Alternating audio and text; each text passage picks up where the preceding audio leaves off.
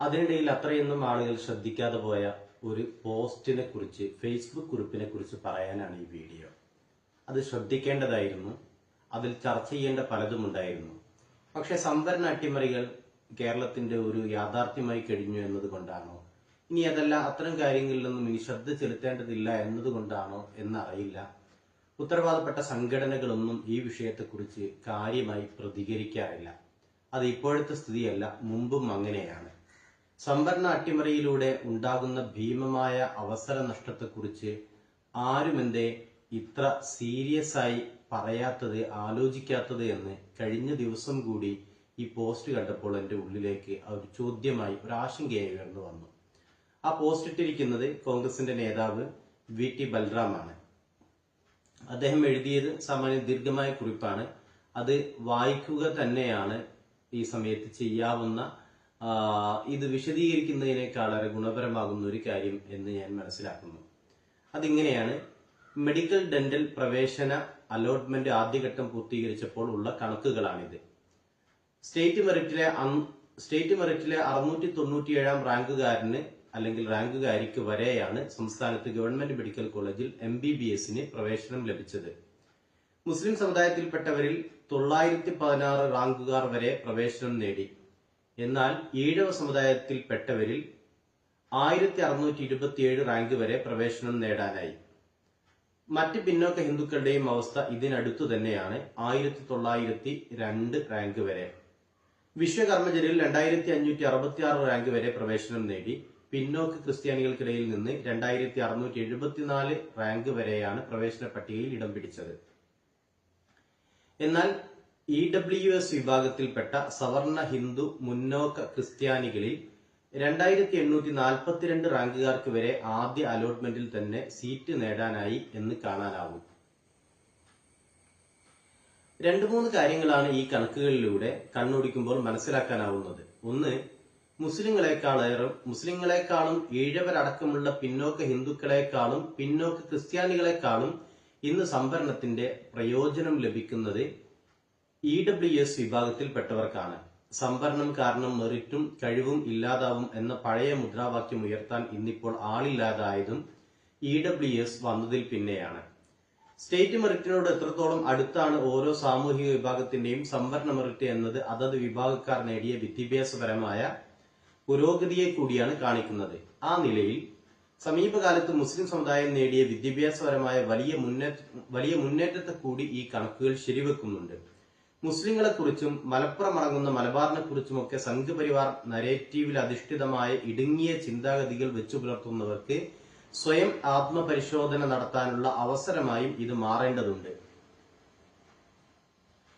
ആവശ്യത്തിന് higher secondary പഠന സൗകര്യങ്ങളില്ല എന്നതടക്കമുള്ള നിരവധി പ്രതികൂല ഘടകങ്ങളെയും മലബാറുകാർ പ്രത്യേകമായി നേരിടേണ്ടി വരുന്നുണ്ട്.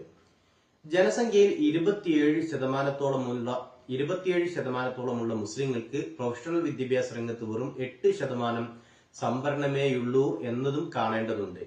എന്നാൽ ജനസംഖ്യയിൽ പരമാവധി 22-23% മാത്രം വരുന്ന EWS വിഭാഗങ്ങൾക്ക് 10% സംവരണമാണ് നിലവിലുള്ളത്. OBC വിഭാഗങ്ങൾക്ക് മൊത്തത്തിൽ ഉദ്യോഗ മേഖലയിൽ 40% സംവരണം ലഭ്യമാണ്. എന്നാൽ വിദ്യാഭ്യാസ മേഖലയിൽ വിവിധ കോഴ്സുകൾക്ക് ഇത് 20 മുതൽ 30% വരെ മാത്രമാണ്. ഉദ്യോഗ മേഖലയിലേതുപോലെ വിദ്യാഭ്യാസ മേഖലയിലും 40% സംവരണം OBC വിഭാഗങ്ങൾക്ക് അനുവദിച്ചാൽ നിലവിലുള്ള അസമത്വം അല്പമെങ്കിലും കുറയ്ക്കാൻ സഹായകരമാകും. സാമ്പത്തികമായി പിന്നോക്കം നിൽക്കുന്നവർക്ക് എന്ന പേരിൽ അനുവദിക്കുന്ന EWS സംവരണത്തിൽ ജാതി മത പരിഗണന കൂടാതെ എല്ലാ പാവപ്പെട്ടവർക്കും അവസരം നൽകിയാൽ അതും യഥാർത്ഥ പാവങ്ങൾക്ക് കൂടി പ്രയോജനം ചെയ്യും. സംവരണ തോത് നിശ്ചയിച്ചതിലെ വിവേചനത്തിന് ചെറിയൊരു പരിഹാരവും ആകും. വിവിധ പിന്നോക്ക സാമൂഹ്യ വിഭാഗങ്ങൾക്ക് ജനസംഖ്യാനുപാതികമായ ശതമാനക്കണക്കിൽ ഉദ്യോഗരംഗത്തും വിദ്യാഭ്യാസ രംഗത്തുമൊക്കെ സംവരണം നൽകാത്തത് കൊണ്ടുകൂടിയാണ് അനീതികളും അസംതൃപ്തികളും നിലനിൽക്കുന്നത്. ഇതിനുള്ള പരിഹാരമായിട്ടാണ് രാജ്യത്ത് അടിയന്തരമായി ഒരു ജാതി സെൻസസ് നടത്തണമെന്ന് രാഹുൽ ഗാന്ധിയും കോൺഗ്രസും നിരന്തരം ആവശ്യപ്പെടുന്നത്. ഓരോ ജാതി മത സാമൂഹ്യ വിഭാഗങ്ങളുടെയും സാമൂഹികവും സാമ്പത്തികവുമായ അവസ്ഥ സമഗ്രമായ ഒരു സെൻസസ് നടത്തി കൃത്യമായി രേഖപ്പെടുത്തിയാൽ ഈ അനീതികൾ തിരിച്ചറിയാനും തിരുത്താനും നമുക്ക് അവസരമൊരുക്കും. ഒരു വോട്ടർ പട്ടിക പോലും കൃത്യമായി തയ്യാറാക്കാൻ കഴിയാത്ത ഇന്നത്തെ ഇന്ത്യയിലെ ഔദ്യോഗിക സംവിധാനങ്ങൾക്ക് ഇതിനൊക്കെ കഴിയുമോ എന്നത് മാത്രമാണ് കണ്ടറിയേണ്ടത്. ഇതാണ് രാഹുൽ മങ്കൂട്ടത്തിലിന്റെ പോസ്റ്റ്. അദ്ദേഹം അതിനോടുകൂടെ ഒരു പത്ര കട്ടിംഗ് കൂടി നൽകിയിട്ടുണ്ട്. മുന്നോക്ക സംവരണം നടപ്പാക്കിയപ്പോൾ മുന്നോക്ക സമുദായങ്ങളിലെ സാമ്പത്തികമായി പിന്നോക്കം നിൽക്കുന്ന ആളുകൾക്ക് സംവരണം നടപ്പാക്കിയ സമയത്ത് വലിയ നഷ്ടം ഉണ്ടായ സമുദായങ്ങളിലൊന്ന് മുസ്ലിങ്ങളാണ് എന്ന് കാണാൻ കഴിയും. EWS എന്നുകൊണ്ട് ഉദ്ദേശിക്കുന്ന എക്കോണമിക്കലി വീക്കർ സെക്ഷൻ എന്നതാണ്. അങ്ങനെ ഒരു സംവരണം, ആനുപാതികമായ ഒരു സംവരണം സമുദായത്തിലെ മുന്നോക്ക സമുദായങ്ങളിലെ സാമ്പത്തികമായി പിന്നോക്കം നിൽക്കുന്ന ആളുകൾക്കും നൽകണം എന്ന ആവശ്യം സംഘപരിവാറിന്റേതാണ്.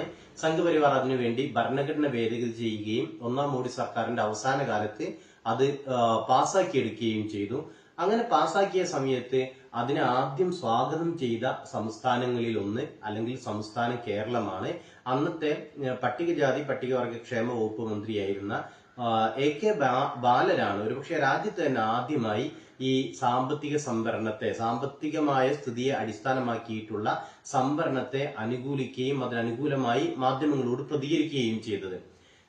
സംവരണം എന്ന ആശയത്തെ തന്നെ അട്ടിമറിച്ചു എന്നതാണ് ഈ സാമ്പത്തിക സംവരണത്തിന്റെ ഏറ്റവും പ്രധാനമായ പ്രശ്നങ്ങളിലൊന്ന്. എങ്ങനെയാണ് അത് അട്ടിമറിച്ചത്? സംവരണം എന്നത് ഒരു ദാരിദ്ര്യ നിർമ്മാർജ്ജന പദ്ധതി അല്ല. അങ്ങനെ ചില ആളുകളെങ്കിലും കരുതുന്നുണ്ട്. സാമ്പത്തികമായി പിന്നോക്കം നിൽക്കുന്ന ആളുകൾക്ക് ഉയർന്നു വരാനുള്ള ഒരു കൈത്താങ്ങ് നൽകുകയാണ് സർക്കാർ സംവരണത്തിലൂടെ എന്നാണ് പലരും കരുതുന്നത്. അങ്ങനെയല്ല. അങ്ങനെ സാമ്പത്തികമായി പിന്നോക്കം നിൽക്കുന്ന ആളുകളെ പുനരുദ്ധരിക്കാനുള്ള ഒരു പദ്ധതിയായല്ല സംവരണം ആവിഷ്കരിക്കപ്പെട്ടത്. മറിച്ച് പല കാരണങ്ങളാൽ സാമൂഹികമായി പിന്നോക്കം നിൽക്കുന്ന ആളുകൾക്ക് സമൂഹത്തിന്റെ മുഖ്യധാരയിലേക്ക് കടന്നു വരാനുള്ള അവസരം സൃഷ്ടിക്കുക എന്നതാണ് ആത്യന്തികമായി സംവരണം കൊണ്ട് ലക്ഷ്യമാക്കുന്നത്. പക്ഷേ അതിൽ സാമ്പത്തികമായ ഒരു ഘടകമേ വരുന്നില്ല. സാമ്പത്തികമായ ഒരു ഘടകം വരുന്നില്ല എന്ന് പറയുന്ന സമയത്ത് സാമൂഹികമായി പിന്നോക്കം നിൽക്കുന്നതും സാമ്പത്തികമായി മുന്നോക്കം നിൽക്കുന്നതിനെയും രണ്ട് തലത്തിൽ നിന്ന് തന്നെ കാണേണ്ടതുണ്ട്. സാമൂഹികമായി പിന്നോക്കം നിൽക്കുന്ന സമൂഹത്തിൽപ്പെട്ട ഒരാൾ, അയാൾ എത്രയേറെ ഉന്നത കുടുംബത്തിൽ നിന്നുള്ള ആളാണെങ്കിൽ പോലും അതിൻ്റെതായ അവഗണന നേരിടേണ്ടി വരും. നമുക്ക് ദളിത് സമുദായത്തിൽ നിന്ന്, പട്ടികജാതി പട്ടികവർഗത്തിൽ നിന്ന് വരുന്ന ഒരാൾ, അയാൾ എത്രയേറെ ഉയർന്ന പദവികൾ വഹിക്കുന്നു എന്ന് വന്നാൽ പോലും അയാൾ നേരിടുന്ന പലതരത്തിലുള്ള അവഗണനകളുണ്ട്. ഒരുപക്ഷെ കേരളത്തിന് പുറത്ത് ജീവിക്കുന്ന ആളുകൾക്ക് ഇത് വളരെ എളുപ്പത്തിൽ മനസ്സിലാക്കാൻ കഴിയും. ഉത്തരേന്ത്യയിലെ പല സംസ്ഥാനങ്ങളിലും ഇത്തരത്തിലുള്ള ജാതി വിവേചനങ്ങൾ നേരിടേണ്ടി വരുന്നുണ്ട്. ഉയർന്ന പദവികളിൽ ഇരിക്കുന്ന ആളുകൾ ജാതിയിൽ, സാമ്പത്തികമായി ഉയർന്ന പദവിയിലും ഉയർന്ന ഉദ്യോഗങ്ങളിലും ഇരിക്കുന്ന ആളുകൾ വരെ ജാതിയിൽ മേലെ നിൽക്കുന്ന ആളുടെ കാല് കഴുകേണ്ടി വരുന്ന അവസ്ഥ നമ്മുടെ രാജ്യത്ത് സംഭവിക്കുന്നുണ്ട് എന്നതൊരു വസ്തുതയാണ്. അപ്പോ സാമ്പത്തികമായി മുന്നോക്കം നിൽക്കുക എന്നതല്ല ഒരാളുടെ സാമൂഹിക പിന്നോക്കാവസ്ഥ പരിഹരിക്കാനുള്ള കാര്യമെന്ന് പറയുന്നത്. അതുകൊണ്ട് ഈ സാമൂഹിക പിന്നോക്കാവസ്ഥയെ അടിസ്ഥാനമാക്കിയിട്ടാണ് സംവരണം എന്ന് പറയുന്ന ആശയം തന്നെ രൂപപ്പെട്ടിട്ടുള്ളത്. അത് സാമ്പത്തികമായി പിന്നോക്കം നിൽക്കുന്ന ആളുകൾക്ക് മുന്നോട്ട് വരാനുള്ള അവസരമായി കരുതിക്കൊണ്ടാണ് സാമ്പത്തിക സംവരണം ഏർപ്പെടുത്തിയിട്ടുള്ളത് മോഡി സർക്കാർ. കേരളം അത് അതേപടി തന്നെ നടപ്പാക്കാൻ ശ്രമിച്ചു. അന്ന് നടപ്പാക്കാൻ ശ്രമിക്കുന്ന സമയത്ത് പറഞ്ഞ കാര്യങ്ങളിലൊന്ന്, നിലവിലുള്ള സംവരണ സമുദായങ്ങൾക്ക് ഏതെങ്കിലും തരത്തിൽ ഒരു പ്രശ്നമുണ്ടാകുന്ന നിലപാട് സർക്കാർ സ്വീകരിക്കില്ല എന്നായിരുന്നു പറഞ്ഞുകൊണ്ടിരുന്നത്. അങ്ങനെയാണ് പറയപ്പെട്ടത്. പക്ഷെ അങ്ങനെയല്ല സംഭവിച്ചിട്ടുള്ളത്. സംഭവിച്ചത് മുസ്ലിം സമുദായത്തിനുൾപ്പെടെ ഭീകരമായ അവസര നഷ്ടം ഉണ്ടാവുകയും സാമ്പത്തികമായി പിന്നോക്കം നിൽക്കുന്നു എന്നതിന്റെ പേരിൽ മാത്രം സാമൂഹികമായി ഉയർന്ന തലങ്ങളിൽ നിൽക്കുന്ന ആളുകൾക്ക് യഥേഷ്ടം ഉദ്യോഗങ്ങളിലേക്ക്, മെഡിക്കൽ എഞ്ചിനീയറിംഗ് അലോട്ട്മെന്റിലൊക്കെ പ്രവേശനം നേടാൻ കഴിയുകയും ചെയ്യുന്ന സ്ഥിതിവിശേഷം ഉണ്ടായി.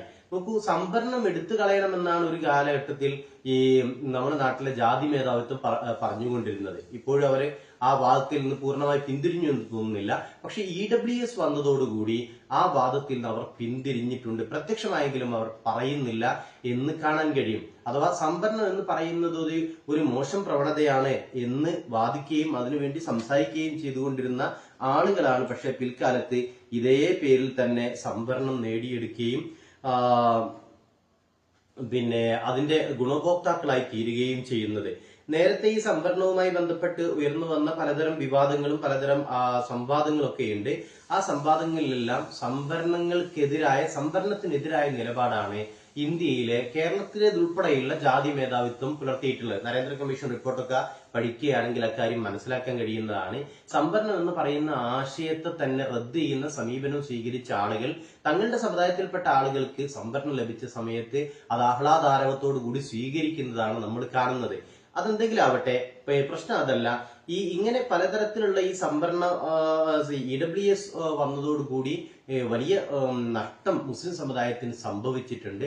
അതേക്കുറിച്ച് സമുദായത്തിനകത്ത് കാര്യമായ പഠനങ്ങൾ നടക്കുന്നില്ല എന്നതാണ് ഏറ്റവും പ്രയാസകരമായ കാര്യം. ഈ PSC നിയമനത്തിലൊക്കെ സംഭവിക്കാറുള്ള ഒരു അട്ടിമറി കൂടി സൂചിപ്പിക്കുകയാണ്. അതെന്താണെന്ന് പറഞ്ഞാല്, ജനറൽ കോട്ടയിൽ ഒരാൾക്ക്, മുസ്ലിം സമുദായത്തിൽപ്പെട്ട ഒരാൾക്ക് ഒരു ജോലിയിലേക്ക്, ഉദ്യോഗത്തിലേക്ക് കയറാൻ യോഗ്യത ഉണ്ടായി എന്നിരിക്കട്ടെ. അയാൾ എല്ലാ അർത്ഥത്തിലും ജനറൽ കോട്ടയിൽ തന്നെ കയറാൻ യോഗ്യനാണെങ്കിൽ പോലും അയാളെ മെറിറ്റ് കോട്ടയിൽ നിന്ന് സംവരണ കോട്ടയിലേക്ക് മാറ്റുക എന്നത് കാലങ്ങളായി നടന്നുകൊണ്ടിരിക്കുന്ന ഒരു രീതിയാണ്.